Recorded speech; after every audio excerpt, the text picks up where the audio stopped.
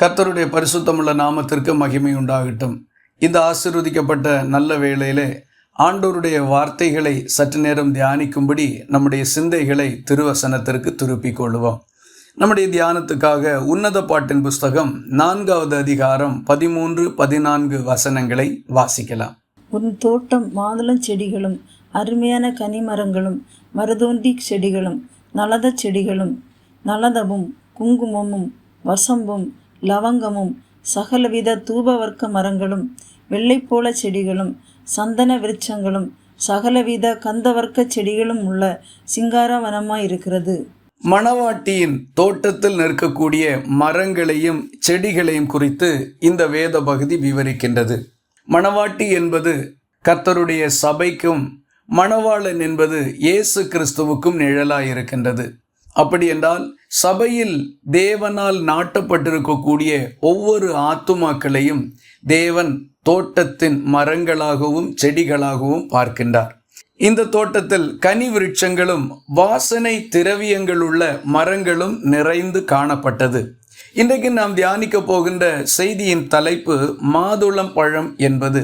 இந்த தோட்டத்தில் மாதுளம் செடிகள் இருந்ததை இந்த வசனம் நமக்கு குறிப்பிட்டு சொல்லுகின்றது. பரிசுத்த வேதாகமத்தில் துவக்க காலம் முதற்கொண்டே மனிதர்களோடு இந்த மாதுளம் செடிகள், அதன் பழங்கள் என்கிறது மிகுந்த ஈடுபாடுள்ளதாக குறிப்பிடப்பட்டிருக்கின்றது. குறிப்பாக வேதத்தில் அவைகள் என்னென்ன காரணத்திற்கு சொல்லப்பட்டிருக்கின்றது, எந்தெந்த இடங்களில் அவைகள் பயன்படுத்தப்பட்டிருக்கின்றது, அதன் பொருள் என்ன என்பவைகளை குறித்து சற்று நேரம் ஆண்டவருடைய வார்த்தைகளிலிருந்து நாம் தியானிக்கலாம். ஆரம்பமாக மாதுளம் பழங்கள் என்கிறது பரிசுத்த வேதாகமத்தில் அலங்காரம் மற்றும் செழிப்பு ஆகியவைகளுக்கு அடையாளமாக குறிப்பிடப்பட்டிருக்கின்றது.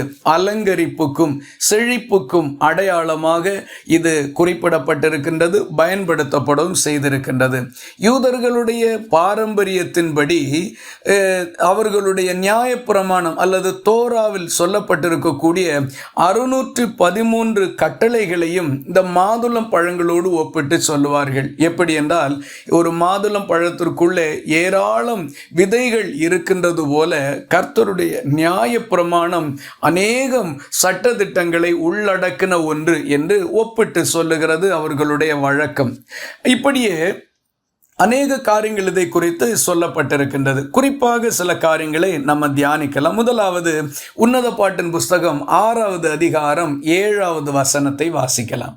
உன் முக்காட்டின் நடுவே உன் கன்னங்கள் வெடித்த மாதுளம் பழம் போலிருக்கிறது. மணவாட்டியின் அழகுக்கு ஒப்பிட்டு இந்த பகுதியிலே மாதுளம் பழம் குறிப்பிடப்பட்டிருக்கின்றது. மணவாட்டி என்பது கிறிஸ்துவின் சபைக்கு அடையாளமாய் அல்லது திருஷ்டாந்தமாய் சொல்லப்பட்டிருக்கின்றது. சபையினுடைய அழகு அல்லது முக ரூபத்தினுடைய அழகு வெடித்த மாதுளம் பழத்தை போல இருந்தது. அப்படி என்றால் அது வெடித்திருக்கும் பொழுது உள்ளே இருக்கக்கூடிய ஒவ்வொரு விதைகள், அதனுடைய நிறங்கள், அதனுடைய வடிவம், அதனுடைய அழகு தெரிகிறது போல சபையின் முகத்தை தேவன் பார்க்கின்றார். அன்பானவர்களே, இது சபையினுடைய உள்ளான மகிமையின் அழகை காட்டுகின்றது. சபைக்கு ஒரு உள்ளான தெய்வீக அழகு இருக்கின்றது. ஒவ்வொரு மனுஷனுக்கும் புற தோற்றம் ஒன்று உண்டு, அகத்தோற்றம் ஒன்று உண்டு. அதுபோல சபைக்கும் புறம்பான தோற்றம் ஒன்று இருக்கிறது, அதன் உள்ளான தோற்றமும் இருக்கிறது.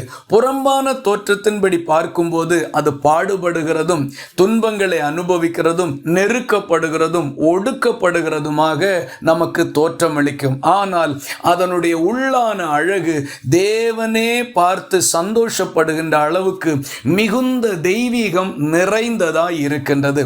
இதை குறித்து வசனங்களில் நம்ம தொடர்ந்து சில காரியங்களை பார்க்கலாம். ஒன்று, இது தெய்வீக அழகுக்கு அடையாளமாய் இருக்கிறது. வெடித்த மாதுளம் பழங்கள் தெய்வீக அழகுக்கு அடையாளமாய் இருக்கின்றது. தேவன் இந்த தெய்வீக அழகை அழகை சபையில் எதிர்பார்க்கின்றார்.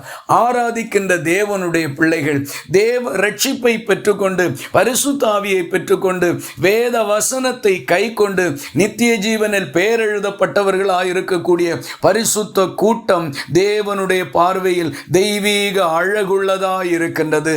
கர்த்தருடைய கண்கள் அவர்களை மிகுந்த சந்தோஷத்தோடு பார்க்கின்றது.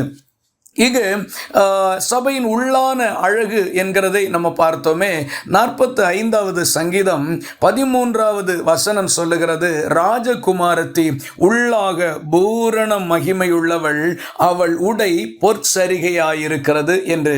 ராஜகுமாரத்தி உள்ளாக பூரண மகிமையுள்ளவள். பாருங்கள், வெளித்தோற்ற அழகை இங்கே வர்ணிக்கவில்லை. உலகம் ஒரு வெளித்தோற்ற அழகை அடிப்படையாக கொண்டுதான் எல்லாவற்றையும் சொல்லுகிறது, செய்கிறது. தேவன் அப்படி அல்ல. ஆகவேதான் வேதத்திலே ஆண்டவர் சொல்லி இருக்கிறார், மனுஷன் முகத்தை பார்க்கிறான், கர்த்தர் இருதயங்களை அறிகிறவர், பார்க்கிறவர். வெளி தோற்றங்கள் கர்த்தருக்கு ஒரு முக்கியமே அல்ல. உன்னத பாட்டிலேயே வாசிக்கிறோமே, நான் கருப்பாக இருந்தாலும் அழகாக இருக்கிறேன். வெளி தோற்றத்தினுடைய கருப்பு அழகை நிர்ணயம் செய்கிறதில்லை. அகத்தின் அழகு, தெய்வீக மகிமையின் அழகுதான் மேன்மையுள்ளதாயிருக்கின்றது. ராஜகுமாரத்தி உள்ளாக பூரண மகிமையுள்ளவள். உடை பொற்சரிகையாயிருக்கலாம், நிறம் வேறொன்றாக இருக்கலாம், அலங்காரங்கள் இருக்கலாம். இவைகள் அல்ல அகத்தின் அழகு, உள்ளான தெய்வீக அழகை கர்த்தர் பார்க்கின்றார். ஒவ்வொரு மனுஷனுடைய உள்ளத்திலும் ஒரு ஆத்துமா இருக்கிறது, ஒவ்வொருவனுக்குள்ளும் ஆவி இருக்கின்றது.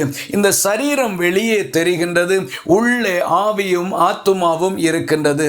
ஆண்டவர் ஒரு மனுஷனுக்குள் வாசம் பண்ணுவாரானால் அவனுடைய ஆவியும் ஆத்துமாவும் தெய்வீக அழகு நிறைந்ததாயிருக்கும். அவனுடைய உள்ளத்தில் இருள் இருக்காது.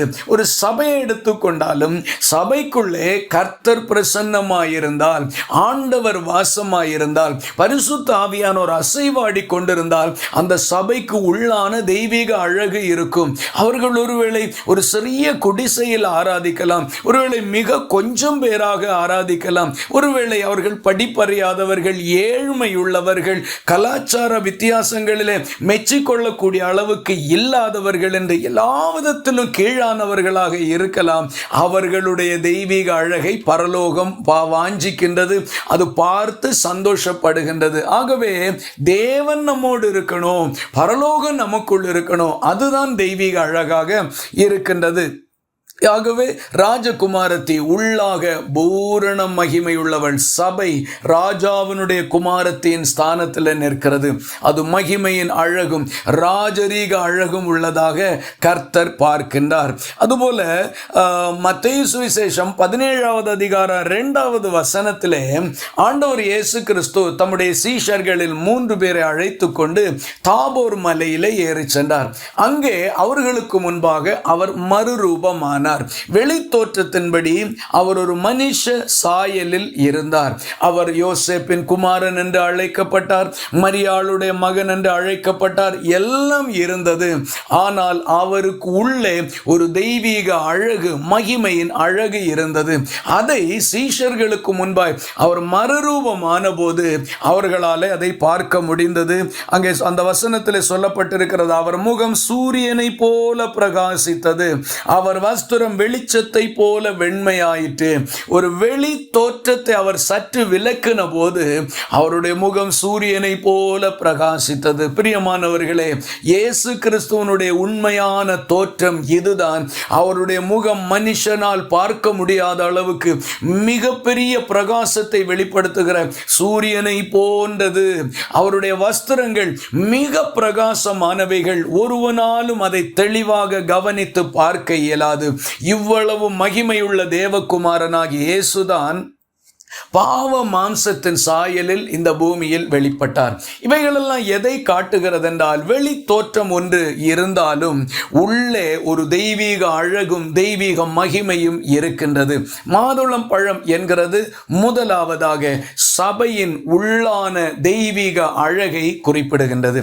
இரண்டாவதாக யாத்திராகமம் 28வது அதிகாரம் 33, 34 வசனங்களை வாசிக்கலாம்.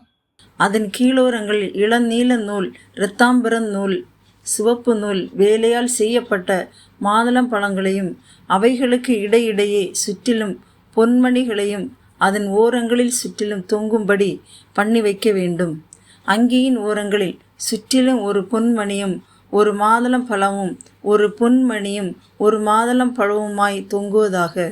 இங்கே ஆசாரியனாக தேவனால் அழைத்து அபிஷேகம் பண்ணப்பட்ட ஆரோன் என்பவனுடைய வஸ்திரங்கள், அதாவது ஆசாரிய வஸ்திரங்கள், இன்னும் தெளிவாக சொன்னால் தேவனுடைய ஜனங்களுக்காக பாவ பரிகார பலி செலுத்தி தேவனுக்கு முன்பாக ஆராதனை செய்கின்ற அந்த மேன்மையான ஸ்தானத்திலே நிற்கின்ற போது ஆரோன் தரித்து கொள்ள வேண்டிய வஸ்திரத்திலே இந்த மாதுளம் பழங்களை உருவாக்கி நூலினாலே செய்து அதை தொங்க விட்டிருந்தார்கள் என்று இந்த வசன பகுதியிலே நாம் வாசிக்க கேட்டோம். அப்போ கர்த்தருடைய சமூகத்திலே நிற்கக்கூடிய ஆரோனுடைய வஸ்திரத்திலே அவைகள் இருந்தது. ஆண்டவர் இந்த ஆரோனுடைய வஸ்திரத்தை செய்யும்படிக்கு சொன்னபோது மிக முக்கியமான ஒரு வார்த்தையை குறிப்பிடுகிறார். அதிலே யாத்திராகமம் 28வது அதிகாரம் 2வது வசனத்தில் வாசிக்கிற போது ஆண்டவர் சொல்லுகிறார், உன் சகோதரனாகிய ஆரோனுக்கு மகிமையும் அலங்காரமுமாய் இருக்கும் பொருட்டு பரிசுத்த வஸ்திரங்களை உண்டு பண்ணுவாயாக. ஆரோனுக்கு உண்டு பண்ணப்பட்ட வஸ்திரங்கள் பரிசுத்த வஸ்திரங்கள். இந்த பரிசுத்த வஸ்திரத்திலே இந்த மாதுளம் பழங்களை செய்து நூலினால் செய்து தொங்க விட்டிருந்தார்கள். அப்படி என்றால் ஆண்டவருக்கு ஊழியம் செய்யக்கூடிய பரிசுத்த வஸ்திரத்தில் இவைகள் இருந்திருக்கின்றது. ஊழியத்தின் அலங்காரமாக இவைகள் இருக்கின்றது. ஒரு மனுஷன் கர்த்தருக்கு ஊழியம் செய்துகிறதை குறித்து வேதம் சொல்லுகிறது, ஆரோனை போல் அழைக்கப்பட்டால் ஒழிய ஒருவனும் இந்த கனமான ஊழியத்தில் தானாய் ஏற்படுகிறதில்லை. ஆரோன் அழைக்கப்பட்டவன், ஆரோன் தேவ சமூகத்தில் நிற்கிறவன், கர்த்தருடைய சமூகத்தில் ஜனங்களுக்காக பிராயச்சித்த பலி செலுத்தி ஜனங்களுக்காக வேண்டுதல் செய்து ஜனங்களை ஆசீர்வதிக்கிறவன். அவனுடைய பரிசுத்த வஸ்திரத்தில் இந்த மாதுளம் பழங்கள் இருந்ததென்றால் மாதுளம் பழங்கள் பரிசுத்தத்தின் அலங்காரமாக இருக்கின்றது. பரிசுத்தமானது நித்திய காலமாய் உம்முடைய ஆலயத்தின் அலங்காரமாய் இருக்கிறது. தேவனுடைய பிள்ளைகளே, பரிசுத்தத்திற்கு அழகு சேர்க்கிற அலங்காரத்தை கொடுக்கின்றது இந்த மாதுளம் பழங்கள். ஆகவே பரிசுத்தத்தின் அலங்காரம் என்கிறதையும் நாம் இங்க பார்க்கிறோம். அதிலேயே அந்த 35வது வசனத்தை வாசிக்கலாம். யாத்திராகமம் 28:35. ஆரோன் ஆராதனை செய்ய கர்த்தருடைய சந்நிதியில் பரிசுத்த ஸ்தலத்திற்குள் பிரவேசிக்கும் போது வெளியிலே வரும்போதும் அவன் சாகாதபடிக்கு அதன் சத்தம் கேட்கப்படும்படி அதை தரித்து கொள்ள வேண்டும்.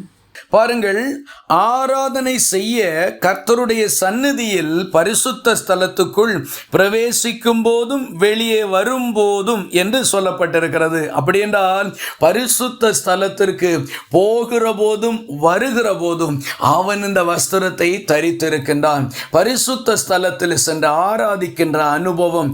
ஆரோனை போல அழைக்கப்பட்டவர்கள் ராஜாக்களும் ஆசாரியர்களுமாய் கர்த்தரால் தெரிந்து கொள்ளப்பட்ட தேவனுடைய பிள்ளைகள், அவர்கள் கர்த்தருக்கு செய்கின்ற ஆராதனை பரிசுத்தமுள்ள ஆராதனையாய் இருக்கிறது.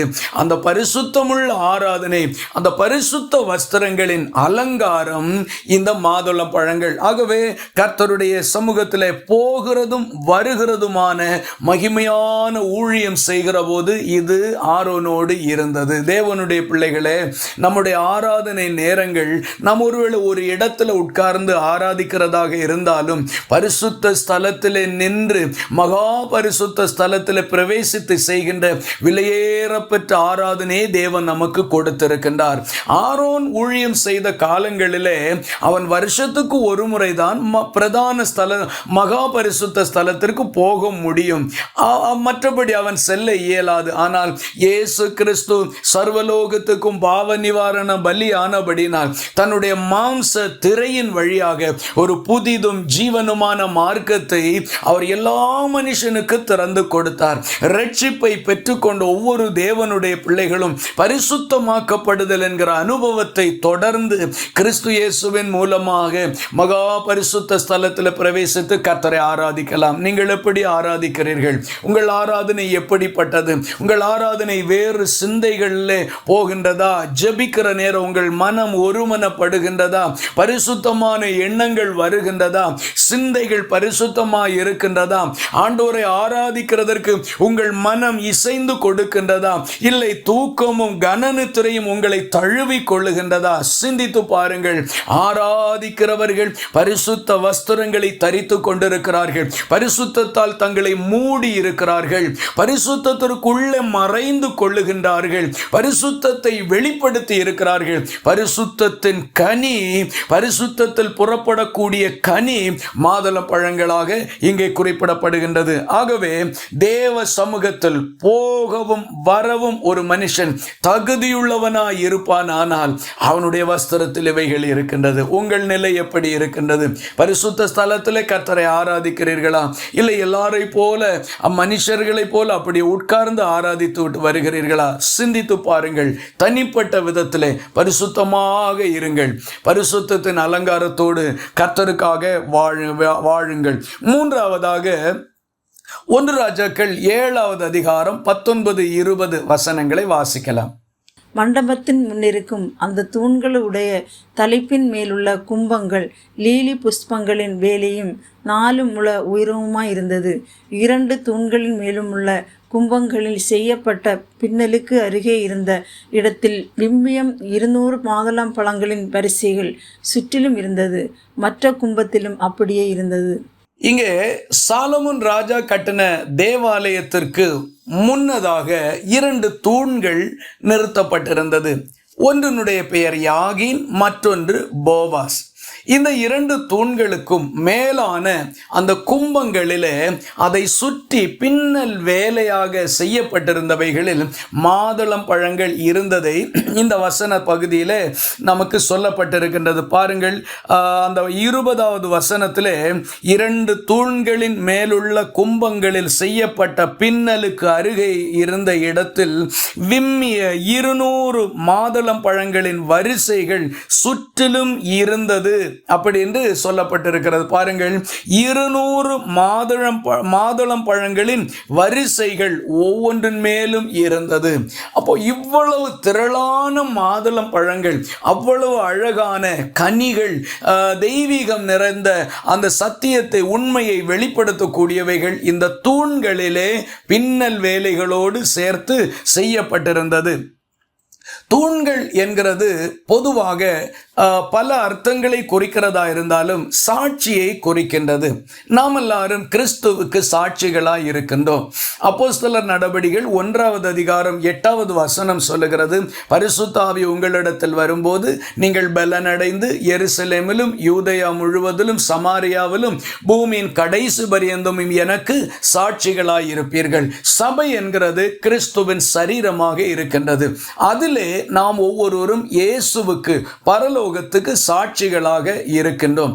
இந்த சாட்சிகளாகிய தூண்களிலே தான் இந்த மாதுளம் பழங்கள் இருந்தது. அதனுடைய உயரத்திலே, அதனுடைய அந்த கும்பங்களில் அவைகள் இருந்தது. அப்படியானால் தேவனுடைய பிள்ளைகளே, நாம் எல்லாரும் கிறிஸ்துவின் சாட்சிகளாய் கனி கொடுக்கின்றவர்களாய் இருக்கணும். கிறிஸ்துவின் சாட்சிகளாய் நற்கனிகளை வெளிப்படுத்துகிறவர்களாய் இருக்க வேண்டும். குறிப்பாக நாம் இங்கே பார்க்கின்ற பொழுது தேவாலயத்தை பார்க்கின்றவர்கள் அல்லது தேவாலயத்தை பார்க்க வருகிறவர்கள் அல்லது பலி செலுத்த வருகிறவர்கள் அதை முதலாவதாக பார்க்கின்ற போது அதற்கு முன்னே நிற்கக்கூடிய தூண்கள் தான் பிரதானமாக தெரியும். அதை தொடர்ந்து தான் அதற்கு பின்னால் இருக்கிற கட்டிட அமைப்பை பார்ப்பார்கள். மக்களுடைய பார்வையை பெரிதும் கவர்ந்தது முன்னணியில் நிற்கக்கூடிய அந்த 2 தூண்களும். அப்படி என்றால் இன்றைக்கு உலகம் இயேசு கிறிஸ்துவை பார்க்கிற பொழுது அவர்கள் நம்மில் இயேசுவை பார்க்க வேண்டும். இயேசுவை பார்க்கிற ஜனங்கள் நம்மிடத்தில் அவரை காண வேண்டும். கிறிஸ்துவுக்கு சாட்சிகளாய் நாம் இருக்கணும். நம்முடைய செயல்பாடும் வாழ்க்கை முறையும் ஆண்டவருடைய வார்த்தையின்படி இருக்குமானால் நாம் அவருக்கு சாட்சிகளாக இருப்போம். ஜனங்கள் நம்மில் இயேசுவை காண்பார்கள். ஒருவேளை நம்முடைய செயல்பாடு, நம்முடைய பேச்சு, நம்முடைய நடக்கை, நம்முடைய வாழ்க்கை முறைகள் மாறாக, தவறாக, வித்தியாசமானதாக, போலியானதாக, மாய்மாலம் நிறைந்ததாக அல்லது பிறருக்கு துன்பத்தை வருவிக்கிறதாக இருக்குமானால் நம்மில் இயேசுவை காண இயலாது. நாம் ஆலயத்தின் தூண்களாய் நிற்க தகுதியற்றவர்களாக மாறிவிடுவோம். ஆகவே தூண்கள் சாட்சியை குறிக்கின்றது. இந்த தூண்கள் தேவாலயத்தில் நின்றது. ஆலயம் அவருடைய சரீரமாகிய சபை என்று படிக்கிறோம். கிறிஸ்துவின் சரீரமாகிய சபையில் தூண்களாக நம்மை கர்த்தர் வைத்திருக்கிறார். வேதத்தில் படிக்கிற போது தூண்களாக எண்ணப்பட்ட பேதுருவும் யோவானும் என்று சொல்லப்பட்டிருக்கின்றது. அப்ப இவர்கள் எல்லாரும் தூண்களாக கர்த்தருடைய ஆலயத்தில் நின்றார்கள். தீமோத்தேயுக்கு பவுலப்போஸ்தலன் எழுதுகிற போது சொல்லுகிறார், தாமதிப்பேனாக தேவனுடைய வீட்டில் நடக்க வேண்டிய வகையை நீ அறியும்படிக்கு இவைகளை உனக்கு எழுதுகிறேன். அந்த வீடு ஜீவனுள்ள தேவனுடைய சபையாய் சத்தியத்துக்கு தூணும் ஆதாரமுமாய் இருக்கிறது. சத்தியத்திற்கு தூணாக அந்த வீடு, தேவனுடைய வீடு இருக்கின்றது. அப்படி என்றால் ஒவ்வொரு தூண்களும் சத்தியத்தில் நடக்கிறவர்களாக இருக்கின்ற ஆத்துமாக்களால் அந்த வீடு நிலைநிறுத்தப்பட்டிருக்கின்றது. பிரியமான தேவனுடைய பிள்ளைகளே, நாம் எல்லாரும் வேத வசனத்தை கை கொண்டு சாட்சிகளாக நிற்கணும். அப்பதான் கர்த்தருடைய ஆலயத்தில் தூண்களாக நிற்க முடியும். வெளிப்படுத்தின விசேஷத்தில் வாசிக்கிற போது, ஜெயங்கொள்ளுகிறவன் அவனோ அவனை நான் தேவனுடைய ஆலயத்தில் தூணாக்குவேன். யார் ஜெயிக்கிறதற்கு முடியும்? வேத வசன சத்தியத்தை கை கொண்டு வாழுகிறவன். ஆகவே கனி கொடுக்கிற சாட்சியுள்ள ஜீவியம் உள்ளவர்கள் தான் ஆலயத்தில் தூண்களாக இருக்கின்றார்கள். அவர்கள் தான் வெற்றி வாழ்க்கை வாழ்ந்திருக்கின்றார்கள். ஆகவே இப்படிப்பட்ட அந்த நல்ல மேலான சாட்சியின் அனுபவத்தை நாம் காத்துக்கொள்ள வேண்டும். அப்போ இதன் அழகை அவர்கள் பார்ப்பார்கள். பிற மனிதர்கள் வியந்து பார்க்கக்கூடிய அளவுக்கு நம்முடைய வாழ்க்கை மிகவும் நல்ல சாட்சி உள்ளதா இருக்க வேண்டும். இந்த சாட்சி என்கிறது நாம் தேவனோடு இருந்தால்தான் நம்மிடத்தில் வெளிப்பட்டு வரும். நாம ஒன்றை செய்ய இயலாது. நம்மிடத்தில் வெளிப்பட்டு வரக்கூடிய தெய்வீகம்தான் சாட்சியை உண்டாக்குகின்றது. நம்மிடத்திலிருந்து என்ன புறப்பட்டு வருகிறது? தெய்வீகம் வரவில்லை ஆனால் மனுஷிகமும் பாவமும் மாம்சத்துக்குரியதும் வெளிப்படுமானால் சாட்சி கேட்டை அது உண்டாக்குகின்றது. படிக்கிற இடமானாலும், வேலை செய்கிற இடமானாலும், குடியிருக்கின்ற இடம், போக்குவரவு செய்கிற இடம், பிறரோடு பழகுகிற இடங்கள், எல்லா இடத்திலும் நாம் இயேசுவை வெளிப்படுத்த வேண்டும். இயேசுவினுடைய பிள்ளைகள் என்கிறதை நிரூபிக்க வேண்டும். நான் என்கிறது சிலுவையில் அறையப்பட வேண்டும். எனக்குரியது, என்னுடைய, அப்படி போன்ற காரியங்கள் சிலுவையில் அறையப்பட வேண்டும். பவுல் சொல்லுகிறதை போல, நான் பிழைத்திருக்கிறேன், ஆனால் நான் அல்ல, இயேசுவே என்னில் பிழைத்திருக்கிறார். என்னுடைய ஜீவன் கிறிஸ்துவுடனே கூட தேவனுக்குள் மறைந்திருக்கின்றது. ஆகவே நான் அல்ல, கிறிஸ்து தான் என்னில் பிழைத்திருக்கிறார். அவரைத்தான் நான் வெளிப்படுத்துகிறேன். இதுதான் உண்மையான சாட்சி. கிறிஸ்துவை தரித்து கொண்டிருப்போம், கிறிஸ்துவை அணிந்து கொண்டிருப்போம். நம்முடைய பேச்சிலே பிறர் இயேசுவை காணட்டும், நம்முடைய நடக்கையிலே இயேசுவை காணட்டும், நம்ம செய்கிற காரியங்களிலே இயேசுவை காணட்டும், நம்முடைய சிந்திக்கின்ற விதங்களிலே பிறர் இயேசுவை காணட்டும், நம்முடைய வாழ்க்கை முறைகளில் எல்லாம் இயேசுவை இந்த உலகம் காணட்டும். இயேசுவை உலகத்துக்கு காண்பித்து கொடுப்போம். இவர்கள் கிறிஸ்துவனுடையவர்கள், இவர்கள் ஆண்டவரை பின்பற்றுகிறவர்கள், அவர்கள் உண்மை உள்ளவர்கள், தீமை செய்கிறது இல்லை, தவறான காரியங்களுக்கு உடன்படுகிறதில்லை, பாவ காரியங்களுக்கு விலகி போகிறவர்கள் என்கிற நற்சாட்சிகள் நம்மை குறித்து எழும்பட்டும். பிறர் இயேசுவை கண்டுகொள்ளுகிறதற்கு சுவிசேஷத்தை நாம் பிரசங்கிக்காமலே அவர்கள் தேவ ராஜ்யத்தின் நீதிக்கு உட்படுகிறதற்கு இதுவே போதுமானதாக இருக்கும். நம்முடைய வாழ்க்கை எப்படிப்பட்டதாக இருக்கின்றது சிந்தித்து பார்ப்போம். கடைசியாக இந்த மாதுளம் பழங்கள் என்கிறது வாக்குத்தத்த தேசத்தின் ஆசீர்வாதத்தை காட்டுகிறது. உபாகமம் 8வது அதிகாரம் 8வது வசனத்தை வாசிக்கலாம். அது கோதுமையும் வார்கோதுமையும் திராட்சை செடிகளும் அத்தி மரங்களும் மாதுளம் செடிகளும் உள்ள தேசம். அது ஒலிவ மரங்களும் எண்ணெயும் தேனும் உள்ள தேசம். தேவனாகிய கர்த்தர் இஸ்ரவேல் ஜனங்களை எகிப்து நாட்டிலிருந்து கானான் என்கிற நாட்டுக்கு வழிநடத்தி வந்தார். இந்த கானான் தான் வாக்குத்தத்தம் பண்ணப்பட்ட நாடு அல்லது தேசம். இன்றைக்கு நம்ம புதிய ஏற்பாட்டு விசுவாசிகளாகிய நாம் நமக்கு வாக்கு பண்ணப்பட்ட கானான் என்பது பரலோக ராஜ்யம் என்கிறதை அறிந்திருக்கின்றோம். அவர்கள் வாக்கு பண்ணப்பட்ட கானான் நாட்டை நோக்கி பயணித்தார்கள், அதை சுதந்திரித்துக் கொண்டார்கள். நாமோ வாக்கு பண்ணப்பட்ட பரலோகம் என்கிற கானானை நோக்கி பயணிக்கின்றோம், அதை சுதந்திரித்துக் கொள்ளப் போகின்றோம். இதுதான் பழைய ஏற்பாட்டு புதிய ஏற்பாட்டு இந்த கானான் தேசத்துக்குரிய பயணத்தை குறித்த ஒரு ஒப்புமை. இது நிஜமானது, அது நிழலானது, அது முன்னோட்டமாக நடப்பி காண்பிக்கப்பட்டது, உண்மையானது, இனிமேல் வெளிப்பட போகின்றது. அவ்வளவுதான் இரண்டிற்கும் உள்ள வித்தியாசம். இங்கே இந்த ஜனங்களுக்கு ஆண்டவர் கானான் தேசத்தை குறித்த வாக்குத்தத்தத்தில் சொல்லுகின்ற போது இவர்களுக்கு 8 வகையான ஆசீர்வாதங்களை குறித்து சொல்லுகின்றார். அந்த வசனத்தில் பாருங்கள், அது கோதுமையும் வார்கோதுமையும் திராட்சை செடிகளும் அத்தி மரங்களும் மாதளஞ்செடிகளும் உள்ள தேசம், அது ஒலிவ மரங்களும் எண்ணெயும் தேனும் உள்ள தேசம். இப்படி 8 காரியங்கள் இதை குறித்து சொல்லப்பட்டிருக்கின்றது. அப்போ பாருங்களேன், இவைகள் 8 விதமான தன்மைகளை வெளிப்படுத்துகின்றது, அனுபவங்களை வெளிப்படுத்துகின்றது. நாம் வாசித்த நம்ம தியானித்து கொண்டிருக்கக்கூடிய இந்த மாதுளம் பழம் என்கிறதை இங்கே சொல்லப்பட்டிருக்கிறதை பாருங்களேன். மாதுளஞ்செடிகளும் உள்ள தேசம், அதை குறித்து பார்க்கின்ற போது மாதுளம் என்கிறதை அதனுடைய தெய்வீக அர்த்தம் என்ன, அவைகள் எங்கே இருந்தது என்கிறதனுடைய சில காரியங்களை நம்ம பார்த்திருக்கிறோம். இவைகள் தெய்வீகமான ஞான அர்த்தங்களை வெளிப்படுத்துகின்றவைகள். ஆகவே 8 விதமான ஆசீர்வாதங்கள் ரட்சிக்கப்பட்ட தேவனுடைய பிள்ளைகள் ஒவ்வொருவருக்கும் இயேசு கிறிஸ்துவின் மூலமாக விசுவாசிகளின் தகப்பனாகிய ஆபிரகாமின் பிள்ளைகளாய் இருக்கக்கூடிய ஒவ்வொருவருக்கும் இந்த வாக்குத்தத்த ஆசீர்வாதங்களை தேவன் வைத்திருக்கிறார். யாரும் எனக்கு கர்த்தர் வாக்குத்தத்தங்கள் ஒன்றும் கொடுக்கவில்லை, கொடுத்திருக்கிறார், அதெல்லாம் இன்னும் நிறைவேறவில்லை, பல ஆண்டுகள் சென்று விட்டது, அப்படி என்றெல்லாம் நாம் சலித்து போய் சொல்லக்கூடாது. தேவன் சொல்லுவாரானால் அதை நிச்சயமாய் செய்து நிறைவேற்றுவார். வேதம் ஆண்டவரை குறித்து சொல்லுகின்றது, அவர் மனம் மாற மனுஷன் அல்ல, மனுஷன் தான் சொல்லிவிட்டு திரும்ப மனம் மாறி விடுவான். கர்த்தர் ஒரு நாளும் அப்படி செய்கிறது இல்லை, மனம் மாறவே மாட்டார். சொன்னதை செய்து நிறைவேற்றக்கூடிய ஒரே ஒருவர், இன்னும் 100% அதை நிறைவேற்றக்கூடிய ஒருவர் உண்டானால் அது தேவனாகிய கர்த்தர் மட்டும்தான். ஆகவே இந்த வார்த்தைகளை பாருங்கள், இஸ்ரவேல் ஜனங்களுக்கு சொன்னவர் அதை மிகச் சரியாக செய்து நிறைவேற்றினார். பல ஆண்டுகள் வனாந்தர வாழ்க்கையிலே அவர்கள் கடந்து சென்று அதை முழுமையாய் சுதந்திரித்துக் கொண்டார்கள். கானான் தேசத்தினுடைய நில அமைப்பை குறித்து அதே உபாகமம் 8வது அதிகாரம் 7வது வசனத்திலே நம்ம வாசிக்கின்ற போது, உன் தேவனாகிய கர்த்தர் உன்னை நல்ல தேசத்தில் பிரவேசிக்க பண்ணுகிறார், அது பள்ளத்தாக்குகளிலும் மலைகளிலும் இருந்து புறப்படுகிற ஆறுகளும் ஊற்றுகளும் ஏரிகளும் உள்ள தேசம்.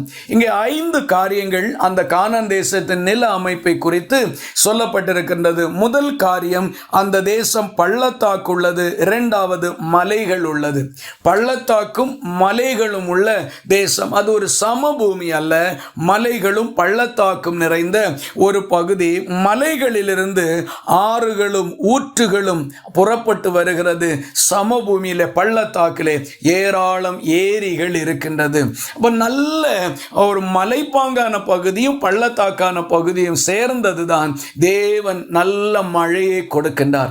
மலைகளிலிருந்து தண்ணீர் பாய்ந்தோடி வருகிறது, தேசத்தை செழிப்பாக்குகின்றது. இப்படிப்பட்ட இங்கே நல்ல தேசம் என்று சொல்லப்பட்டிருக்கிறது. அந்த நல்ல தேசத்தின் ஆசீர்வாதம் தான் இந்த மாதுளம் பழங்கள் என்று சொல்லக்கூடியது. பரலோக ராஜ்யம் மிகவும் மேன்மையான தேசம். கர்த்தர் அங்கே நமக்காக ஒரு ஸ்தலத்தை ஆயத்தப்படுத்தி கொண்டிருக்கின்றார். ஆகவே இந்த வாக்குத்தத்தம் பண்ணப்பட்டதின் ஆசீர்வாதத்தை அவர்கள் சுதந்திரித்துக் கொண்டார்கள். இதை குறித்து நம்ம வாசிக்கிற போது, கானான் தேசத்தை சுதந்திரித்துக் கொள்ளுகிறதற்கு முன்னதாக 12 வேவுக்காரர்களை, அதாவது தேசம் எப்படிப்பட்டது என்கிறதை சுற்றி பார்த்து வரும்படிக்கு 12 பேரை மோசே அனுப்பி வைத்தார். இந்த 12 பேரும் போய்விட்டு அதில் யோசுவா காலேப் என்கிற 2 பேரும் என்ன செய்தார்கள்? அதில் என்னாகுமம் 13வது அதிகாரம் 23வது வசனத்தை வாசிக்கலாம். பின்பு அவர்கள் எஸ்கோல் பள்ளத்தாக்கு மட்டும் போய் அங்கே ஒரு குலை உள்ள ஒரு திராட்சை கொடியை அறுத்தார்கள். அதை ஒரு தடியிலே 2 பேர் கட்டி தூக்கி கொண்டு வந்தார்கள். மாதுளம் பழங்களிலும் அத்திப்பழங்களிலும் சிலவற்றை கொண்டு வந்தார்கள். பாருங்கள், அவர்கள் எஸ்கோல் என்கிற பள்ளத்தாக்கு மட்டும் போனார்கள். அங்கே ஒரே குலையுள்ள ஒரு திராட்சை கொடியை அறுத்தார்கள். அதை ஒரு தடியிலே 2 பேர் கட்டி தூக்கி கொண்டு வந்தார்கள். பாருங்களேன், கர்த்தர் கொடுத்த ஆசீர்வாதமான தேசத்தினுடைய செழிப்பு ஒரே திராட்சை குலையை ஒரு கம்பில் கட்டி 2 பேர் தூக்கி கொண்டு வருகின்ற அளவுக்கு மிக பெரியதாக அது காணப்பட்டது. பாருங்கள், அப்புறம் அவர்கள் மாதுளம் பழங்களிலும் அத்தி பழங்களிலும் சிலவற்றை கொண்டு வந்தார்கள். அங்க மாதுளம் பழங்களை அவர்கள் கொண்டு வந்தார்கள். அப்ப அந்த தேசம் எவ்வளவு சிறப்பானது! 3 விதமான கனிகளை கொண்டு வந்தார்கள். ஒன்று திராட்சை பழம், இரண்டாவது மாதுளம் பழம், அடுத்தது அத்திப்பழம். இந்த 3 பழங்களை கொண்டு வந்தார்கள். பாருங்க, அந்த தேசத்தில் ஏராளம் கனி விருட்சங்கள் இருந்திருக்கலாம். சிறப்பானவைகள் 3, அதில் ஒன்று மாதுளம் பழங்கள். அப்ப எவ்வளவு விசேஷித்த காரியமாக அது இருக்கின்றது. ஆகவே தேவன் வாக்கு பண்ணினதை நிச்சயமாக நிறைவேற்றார். வேவு பார்க்க சென்றவர்கள் மாதுளம் பழங்களை கொண்டு வந்தார்கள். ஆகவே பிரியமானவர்களே, நமக்கு தேவன் வைத்திருக்கின்ற ஆசீர்வாதங்கள் விசேஷித்தவைகள், செழிப்பானவைகள், மேன்மையானவைகள். அதற்காக வெறும் இந்த உலக ஆசீர்வாதங்களை மாத்திரம் நாம் நாடி அதன் பின்னே போகக்கூடாது, ஏமாந்து போய்விடுவோம். இந்த உலகத்துக்குரிய ஆசீர்வாதங்கள் இந்த உலக வாழ்க்கைக்கு நமக்கு தேவையானதை கர்த்தர் கொடுக்கின்றார், அவ்வளவுதான். நாமோ இந்த பூமியிலே காலங்களாக ஆயிரக்கணக்கான ஆண்டுகள் வாழப் போகிறதில்லை. குறித்த காலங்கள் நாம் இந்த பூமியில வாழ்வோம்.